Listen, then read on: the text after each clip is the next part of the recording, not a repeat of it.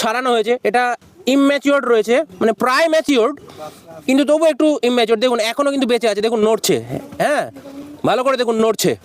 তো এখানে প্রায় 30খানা ডিম থোকে থোকে থোকে থোকে সাজানো আছে, এবং প্রত্যেকটা ডিম আপনারা জানেন যে সাপের ডিম, মানে বিশেষ করে গোখরো সাপের ডিম, একটা ডিমের সাথে আর একটা ডিম পুরো লাগানো থাকে, একদম পুরো থোক, মানে এখান থেকে একটা সিঙ্গেল ডিম আমি যদি তুলবো মনে করি তুলতে পারবো না। ডিম তো পাওয়া গেছে, আর সাপও দেখা গেছে। হ্যাঁ দেখা গেছে ভেতরে আছে।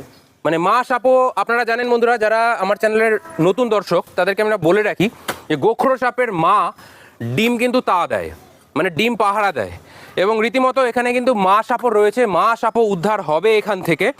তো আবার যখন ডিম যদি ফুটে যেত না, তাহলে কিন্তু আর মা সাপ সেই জায়গায় থাকে না, দু একটা বাচ্চা নিজেই, মানে নিজের বাচ্চা নিজেই খেয়ে নেয়, খেয়ে আবার কি সে ওখান থেকে জায়গা ছেড়ে বেরিয়ে চলে যায়। যেহেতু ডিম ফোটেনি, মা সাপটাকে আমরা এখান থেকে পেলেও পেতে পারি। এবং দাদারা যেহেতু এখানে দেখেছে, এখানে দেখতে পাচ্ছেন গর্ত টর্ত রয়েছে, তো গর্তের মধ্যে ঢুকে আছে।